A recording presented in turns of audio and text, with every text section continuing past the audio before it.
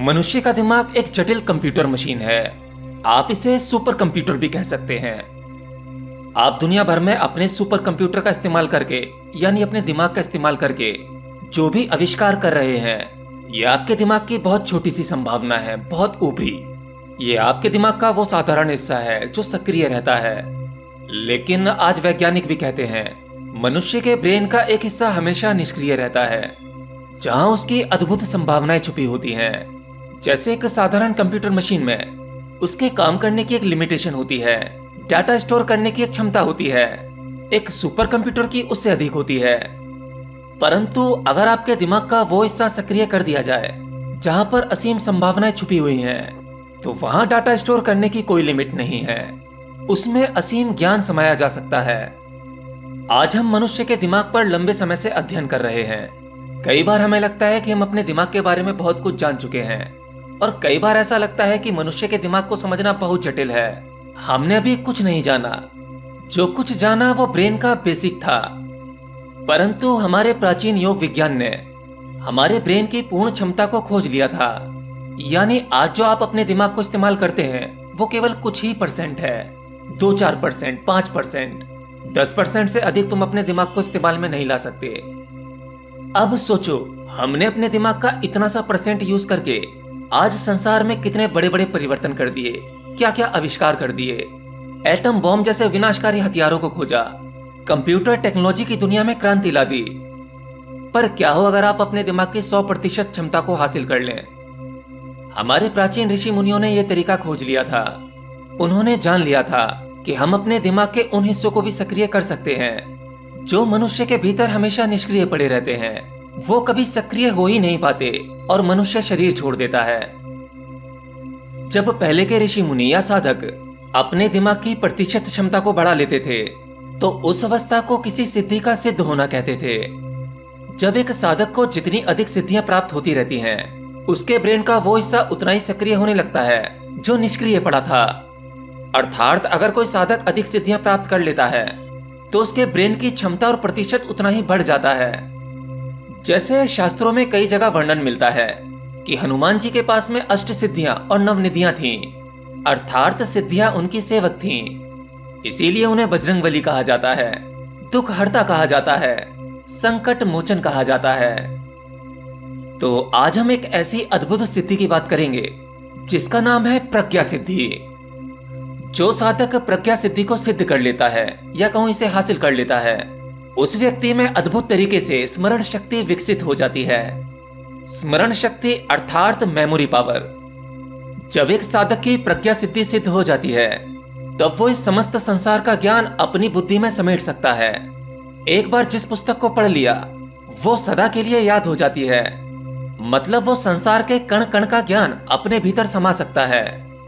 शायद आपने भी कभी किसी सिद्ध पुरुष के बारे में सुना होगा या उन्हें देखकर अनुभव किया होगा कि वो संसार के हर सवाल का जवाब जानते हैं। इतना ही नहीं, बिना पढ़े बिना अध्ययन करे वो ब्रह्मांड के रहस्य के बारे में भी बताते हैं। तो प्रज्ञा सिद्ध व्यक्ति अपने भीतर इस संसार का ज्ञान तो समेट ही सकता है, बल्कि इस ब्रह्मांड का ज्ञान भी समेट सकता है।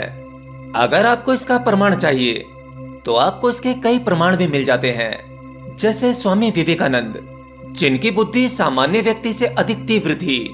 एक बार उन्होंने 700 पेजों की किताब अपने दोनों हाथों के बीच में रखी और कुछ ही मिनटों में पूरी किताब को वर्ड टू वर्ड मेमोराइज कर लिया। ये किसी अद्भुत चमत्कार से कम नहीं था।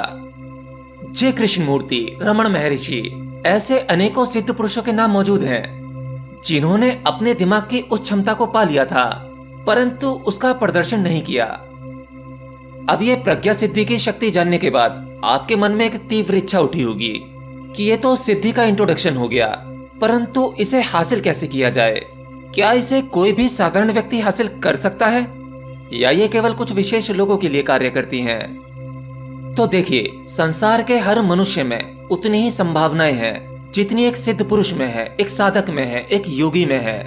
अर्थात किसी भी प्रकार की सिद्धि पाने के लिए बीज तो आपके अंदर भी मौजूद है, लेकिन तुम उसे अंकुरित करने की कला नहीं जानते। अगर मैं कहूं एक साधारण व्यक्ति जो अपने ग्रस्त जीवन में जी रहा है, भोग विलास, नौकरी, पैसा, परिवार और मेरा तेरा में उलझा हुआ है, वो व्यक्ति कितनी भी साधना क्यों ना कर ले, उसे कोई सिद्धि प्राप्त नहीं होगी, क्योंकि जिसके लिए यह संसार सत्य है वो इन सांसारिक चीजों में ही उलझा रहता है।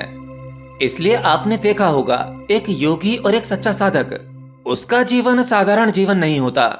हम आजीवन धन की ओर भागते हैं, पद प्रतिष्ठा की ओर भागते हैं, स्त्री या परिवार के मोह की ओर भागते हैं, परंतु एक सच्चा योगी अपना राजमहल त्याग देता है, ग्रस्त जीवन त्याग देता है, और उसकी पद प्रतिष्ठा के साथ साथ उसका अहंकार भी विलीन हो जाता है। उसके भीतर अगर कुछ बचता है तो वो है केवल खोज। तभी वो सब कुछ त्याग कर वो सब कुछ पा लेता है जो कभी नष्ट नहीं होता। और एक साधारण व्यक्ति घर गृहस्थी पद प्रतिष्ठा धन दौलत रिश्ते नाते सब कुछ पाने के बाद भी अंत में खाली हाथ होता है, अर्थात वो सब कुछ खो देता है।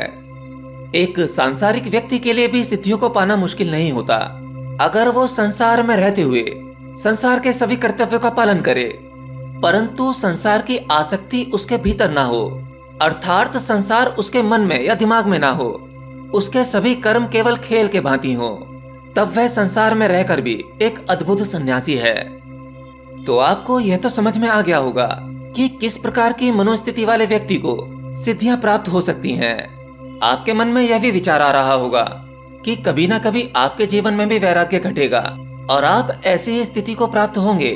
शायद आप में से कुछ लोगों को ऐसी स्थिति घटती भी होगी, परंतु कभी कभी। तो आपको इसका प्रयोग या विधि जानने की इच्छा अवश्य होगी। तो चलिए, प्रज्ञा सिद्धि कैसे हासिल होती है, इसकी कुछ विधियां समझ लेते हैं। तो सिद्धियों को प्राप्त करने के लिए अष्टांग योग मार्ग भी बहुत उचित है, जिसमें कुछ यम नियम आसन प्रत्याहार वगैरह हैं। वो आप गूगल पर सर्च करेंगे तो आपको मिल जाएंगे। बुद्ध ने भी इसके बारे में बताया था। परंतु अष्टांग योग मार्ग हठ योग की साधना है। मैं आपको कुछ और आसान विधि बताता हूँ, जो हो सकता है सुनने में आसान हो, परंतु वह इतनी भी आसान नहीं है।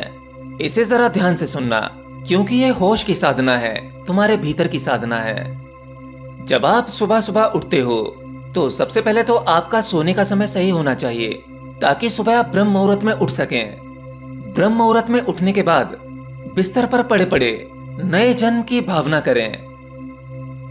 भावना करें कि जब तुम सो रहे थे तो वो नींद का समय, वो तुम्हारी मृत्यु का समय था। वहां तुम मौजूद नहीं थे। तुम का अर्थ वो है जिसे तुम अपना होना मानते हो। नींद के उस समय तक तुम नहीं थे। अब जब सुबह सोकर उठे हो तो तुम अपने होने का एहसास करो। एहसास करो कि ये तुम्हें जन्म मिला है।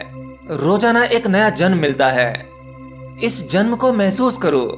ठीक ऐसे ही रात को सोते समय जब आप बिस्तर पर जाते हो तो बिस्तर पर लेटे लेटे आपको यह अनुभव करना है, जो दिन आपने बिताया था, दिन में जो पल आपने जिए थे, उस दिन का मरण होने वाला है। आपने सुबह से शाम तक जो भी कुछ जमा किया था वो सब कुछ मर जाएगा जैसे ही आप नींद में प्रवेश करेंगे। और नींद तो एक प्रकार की मृत्यु ही है, जहां ना विचार होते, ना आपकी चिंताएं होती, ना तुम्हारा परिवार होता, ना तुम होते, कोई अपना नहीं, कोई पराया नहीं। कितनी विश्रामदायक अवस्था होती है। इसीलिए गहरी नींद को मृत्यु की अवस्था बताई गई है। इन दोनों प्रयोग को आपको रोजाना सुबह आधा घंटा और आधा घंटा रात को सोने से पहले करना है। इस प्रयोग के माध्यम से आप किसी भी वस्तु विषय की गहराई में जा सकते हैं। उसे देखने का और समझने का अनुभव आपको एक सामान्य व्यक्ति से अधिक होगा। आप किसी भी बात की उस गहराई को पकड़ पाएंगे जो एक सामान्य बुद्धिमान व्यक्ति नहीं पकड़ सकता।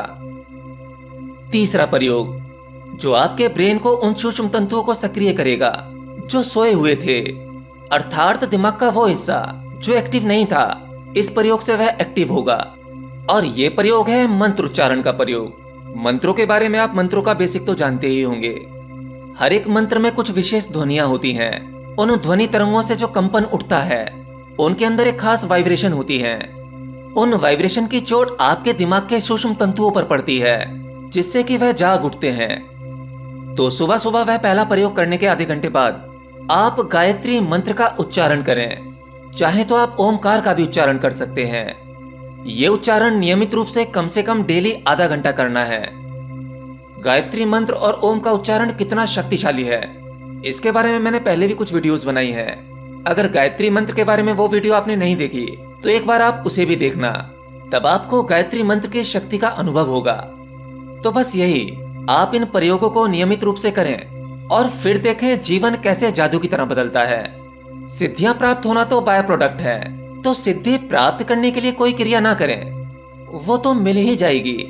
और उसके मिलने के साथ साथ आपको इतनी समझ भी मिल जाएगी कि सिद्धियों का प्रदर्शन नहीं किया जाता,